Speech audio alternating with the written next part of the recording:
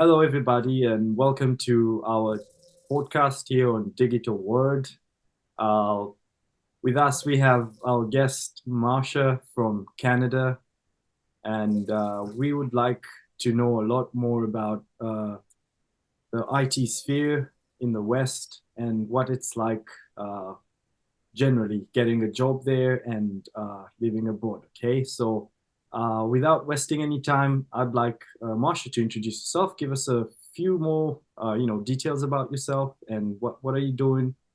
Tell us about your experience extra. Sure. So my name is Masha, and I'm working currently for a software company in that's located in Toronto, and I reside in Vancouver. So I work as a software developer, which I'm new into the field, actually. So it's been a very interesting experience for me, definitely entering that field. It's really nice. People, especially here in Russia, are so curious about moving abroad. Most of them don't know how to get there. Mhm. Have very uh, they don't have enough skills in appropriate language. They have a lot of barriers here and there. So I'd like you to tell me about your experience in the IT sphere. Like, what is it like working over there? Well, I really enjoy it. I feel like, first of all, the industry, there's a lot of demand in the IT industry here in North America in general, Canada, the States.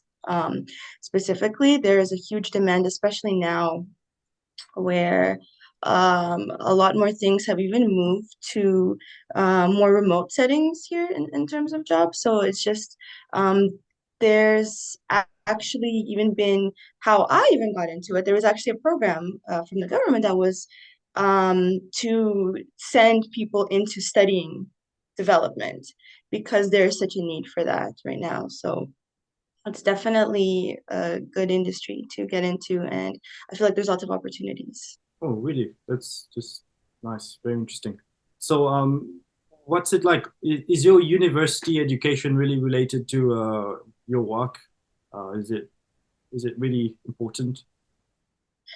It is. I don't know if I would say necessarily important, but it is, I guess, relevant. I did take well, my first degree is actually in business marketing, but I Oh, also did, actually did business first before you jumped in. yes, I did. I did. I have a bachelor's in business, specializing in marketing. So that's where I was at. I was working in that industry in marketing for many years. And I decided to go into IT Okay. and just kind of connect both those. I did take web development as well as a diploma. I have that. So I decided to kind of connect both of those and enter the IT sphere. So I would say that they were relevant, but I not necessarily the most important thing when you're looking to go into the field.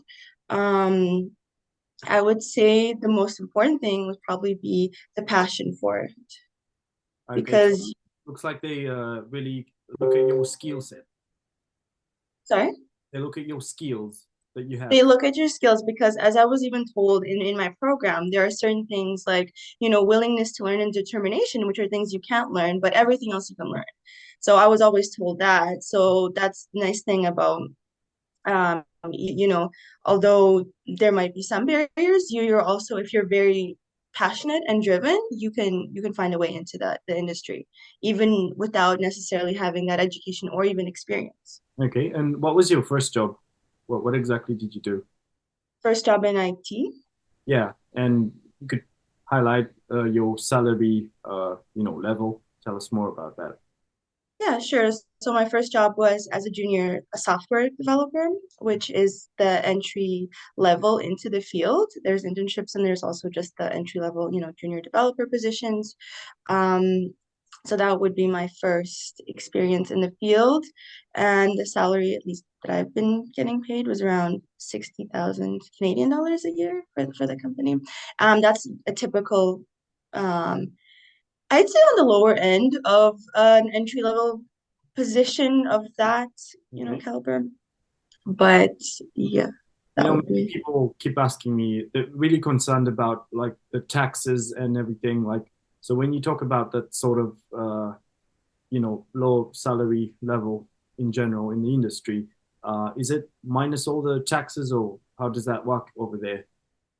No, that hasn't that's the gross pay without the taxes subtracted yet. And that's not a low salary here. It's a good salary. I'm just saying for that as a software developer, that's kind of the entry level range. So the earning potential is actually really big, which is why a lot of people also like to get into the industry, is you do make a really good money. Um, and that's just the starting position, but it is a good salary for, decent quality of life here. And yeah, that would be at least the salary that I'm getting is without the taxes yet deducted. Okay. And also, I'd like to find out how are the levels of developers determined? What kind of criteria do your companies over there use to filter out any potential employees? Right. So typically there's the beginner, just to enter the field, there's the position of junior developer Okay. or an internship. That's when you're just starting off, just to break into the field. At that point, you're either probably just maybe finished school, you have some education, or you might have some experience, or you might have neither of those, but you want to get into the field. So that would be the junior level, after which there's more the intermediate, which is just like software developer, which is the first or maybe second level. And I guess the highest would be a senior software developer level, which is usually comes with, of course, experience and knowledge and time that you get to that level. So that's how they would be divided. Okay, that brings me to another question about the general requirements. What are the requirements that are needed for, say, a person, a foreigner, to join a company over there?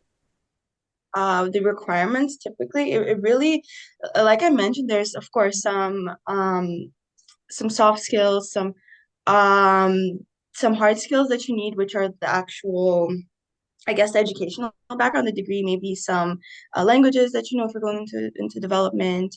But there's also the soft skills that like good communication, teamwork, which are important, um, which are looked into. So I guess it's good if you have that background, and if you have projects maybe that you've been working on, if you haven't even worked in that industry, but you maybe have done things on your own and you have certain things, it's good to kind of show all that to interview potential employers, to kind of show them your interests and what you're capable of, and kind of your problem solving skills as well. That's what they would really look for. So, as I also understand, you've done a lot of HR recruitment, and you're really involved and engaged in job searching, like searching for really good, technical people out there. Could you tell us more about your specialty in the HR field? Sure. In HR, I've worked on a lot with recruiting people to those kind of technical developer positions. So I do have a lot of experience in kind of getting them, making sure that they are a good fit, first of all, to even go on to the company, and for them to have their own kind of interview process, and which typically consists of usually, again, the recruiter first reaching out, or if you kind of reached out on your own, there's a phone screening that happens, and then there's also on-site testing. Sometimes it's remote, where you do get your technical skills tested, but also you are tested on your other skills, where you get asked behavioral questions and things like that. So there's a few rounds to the process. Okay, so does it matter like where you're from? Can anybody around the world right now in a digital era like reach out to your company, or they really emphasize where you're from, like citizens first and etc. Not at all. Anyone in the world. And a lot of the bigger companies, actually, they are very good at recruiting worldwide. They will travel, they will reach out to people, to specialists all over the world to recruit. They're very big on it's mostly focused on what, your skills or what you can do or your interest. And none of them really limit themselves necessarily to just maybe locals or citizens, like you mentioned, because they are looking for skills and talent from around the world. And if because I mean, especially in the industry, in the IT industry, there's often people are recruited from around the world, and you know kind of brought over to work Interesting. in Like here. since our last conversation we had, you just seem to have so much passion for the industry. I'm really curious. Could you please tell us about your level in this field? What is your level like? My level in terms of, could you elaborate? Yeah, exactly. What do you mean? In the IT field. Oh, in the IT field, like I mentioned, I'm at a software developer level, more intermediate at this point because I do have some experience now. I've also done, so I'm well aware of the process of, first of all, having gone through it myself to interviewing. I've interviewed for many companies, bigger and smaller ones, and so I'm well aware of the process of interviewing from that perspective as the interviewee, but also from the recruitment perspective. I'm kind of aware of the um, kind of the process it takes to get into a position. That's really nice. Like this field is always changing. It's such a fast-paced industry. And is it important to improve your skills? And if it's important, could you tell us how often do you improve your skills in this field? Absolutely, it's important. I feel like for this field, especially because technology is always changing, there's always new things coming out, new demands. So I think it's very important to constantly be improving on your skills and working on those because things change very quickly at a fast pace. And I feel like it's good to be able to keep up and just even keep your skills fresh. I know for myself, I very often in kind of trying to improve on my skills, look out for certain updates or changes or things in that world. I mean, even subscribe to some journals and things where I get information about changes to certain things in related to what I'm doing, and I often kind of go back and try and refine those skills that I already have, which I think is important. And even when I was doing my program, a lot of people had already been in the field, some for many, many years, and are very experienced, yet they always come back to kind of refresh those skills and learn some new ones because things change constantly. So I do think it's very important. Okay, you mentioned earlier about the entry positions. Right. I'd like to know more about like how the entry process like works, especially internships. Like, could you please tell us how the whole internship dynamic really works over there? Right.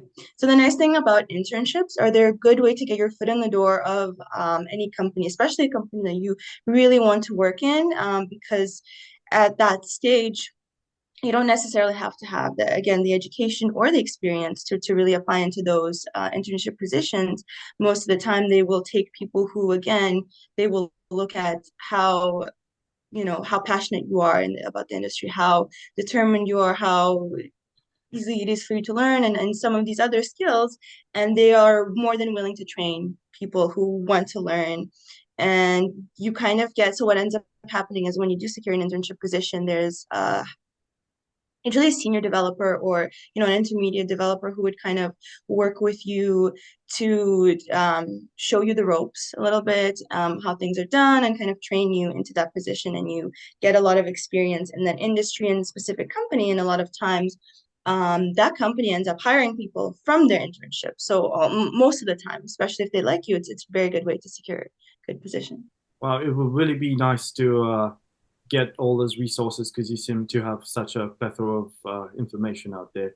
Um, Anyways, this brings me to my next question about company of your dreams. Are you really working for the company of your dreams over there? I do like the company I'm working for because it is a little bit on the smaller side. It's not a startup. It's been around for years, software company, but I also like the fact that I'm very much involved in the process of kind of building, changing that software that's developed, and working closely with other developers as well. And just I've learned so many things. And I actually came in not knowing some of the programs, some of the languages that I needed to use. I learned them when I started the job. I had a very basic knowledge. I actually, like I mentioned, I did a web development diploma, but software developer, there's a bit more you typically need, but the company was more than willing to hire me and train me, which they did. So I was able to learn a lot and just kind of move my way up. And also, yeah, so I absolutely would say I'm working. Like it's Yes. such a very important topic over here. Mhm. The barrier that we have, the cultural integration. Many people that come and like come into digital world seeking these opportunities are really afraid about the culture, especially in our like our modern times right now, very uncertain times. So they really ask one question like, is English really important, especially if you're programming? Like, could you give us some more insight about what sort of proficiency level you need in English? Right. I would say it's important to have at least the basic um, English level enough to navigate yourself around the workplace because in these companies, you're working as teams most of the time. And you need to be able to at least communicate it at a certain level. So I would definitely say it's a good to invest in learning English to I'm not saying you have to be proficient in it. You will learn. That's the thing. Just like with everything else. You will learn and pick it up on the job, but it is good to definitely have a certain level where you're comfortable enough communicating with the rest of the team, with Yeah, the with anyone in the company really makes or sense. out. You've Yeah. also, as I understand, you've also done a lot of interviews. Do you have any secrets maybe you'd like to share with us, or you could, say, just give us briefly a few things? Right. For secret wise, I would just say what's important, especially for depending on the kinds of positions, but I would say for more development positions, they will where they do test you on your skills, you will have, like I mentioned, there's first a phone screening and then you kind of have an on-site interview. And almost all the big companies have a very, very similar process. In terms of they will try and get you to solve certain problems, and it's not necessarily about it is important like that you maybe do have at least maybe some basic knowledge, but they're more so looking at your problem solving skills and how you communicate. So especially for those who are maybe not proficient, English is not their first language, I feel like it would very much benefit them to ask a lot of questions or clarify things or make sure that that what they're assuming is correct. Definitely would be a good thing to do because especially those they're really testing a lot of things. It's not just your technical skills but also how you are you a good communicator, are you paying attention, do you understand what's being, and if you don't, you ask, which are important things. And also it kind of shows if you are able to at least if you're not sure, ask. It kind of shows that you will be able to work well on a team as well, which is a huge thing they look into too. So I would definitely say make sure that you're doing that because they would, and a lot of companies had mentioned that bigger companies, the interviewers from those companies have mentioned that they will take someone who um, is maybe not necessarily, I'm not saying not able to solve a problem, but kind of talks and asks for clarification and explains. They will take that person over someone who can just solve something really quickly but doesn't really communicate and say or just kind of comes up with the solution. They would prefer that other person. So just Yeah. a lot of people think you just focus on certain technical questions and that's all you need to prepare for these interviews. But I would say definitely keep in mind that they're looking for those other things and those are very important, especially the bigger companies. That's similar And to what goes on over here. I yeah. think another question about those big companies, are they like so connected? Like, is it possible for you to like switch when you reach there? If you really don't like the environment, can you like switch, or your Oh, reputation is highly really dependable on a company? oh, absolutely. I feel like especially once you've gotten into one of those companies, it's very easy to switch between them because then all these companies know what the interview process looks like and how they are hand select candidates. So if you were, selected, obviously you've lived up to this requirement. So any of them would be, it would be very easy to move from these companies. They all have a certain kind of foundation of what they expect. So if you're hired by one of them, the others will know you more than likely qualify for them as well. So I don't think it would be hard at all. And sometimes people do even get contacted by recruiters from these other companies, even when they do have a position already.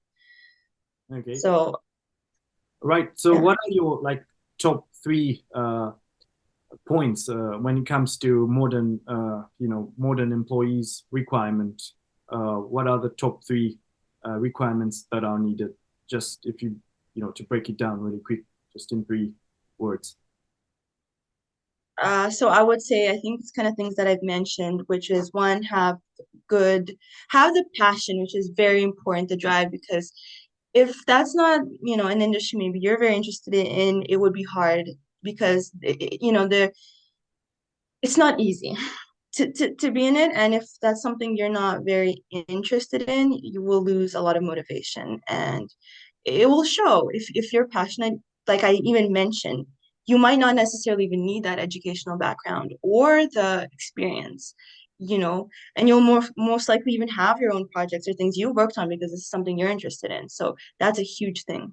Okay. For So in your company, do you have a number of, like, say, foreign expatriates over there that are working in the IT field?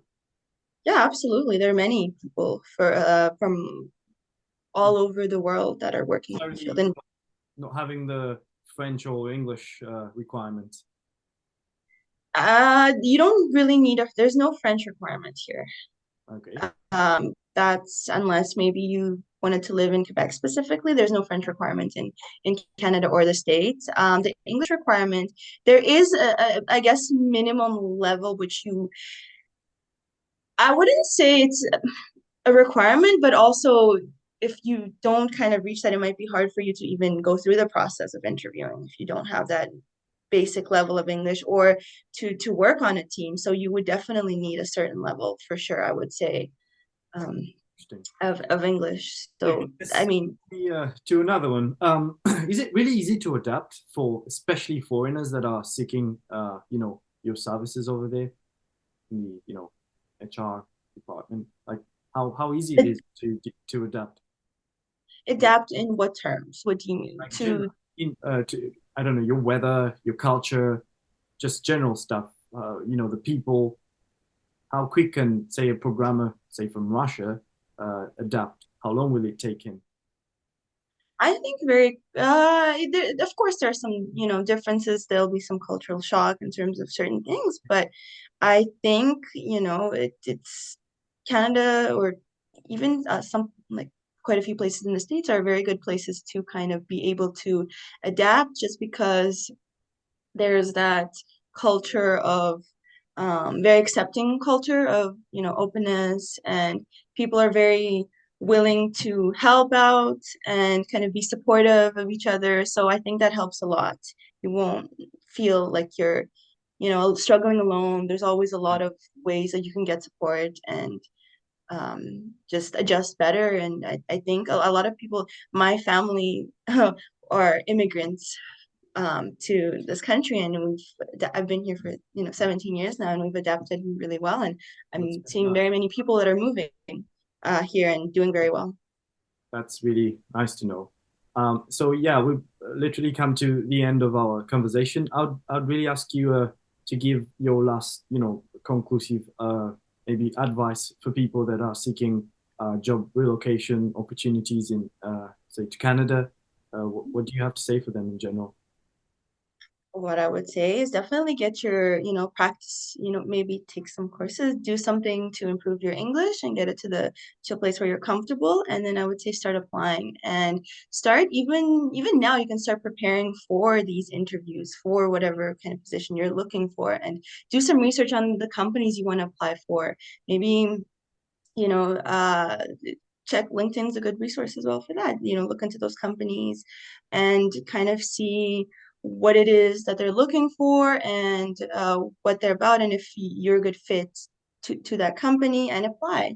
And don't let anything really stop you, like feeling like they're not really interested in anyone outside of the country, which they are always looking for experts in the field from anywhere in the world. So feel confident enough to apply and not hold back. That's really And Thank yeah. you so much. Is there any way, people could reach out to you? Of course, Digital Word offers these opportunities for people to, get in touch with very specialized, expatriates and people that are really engaged in the industry, like our guest today, Marsha.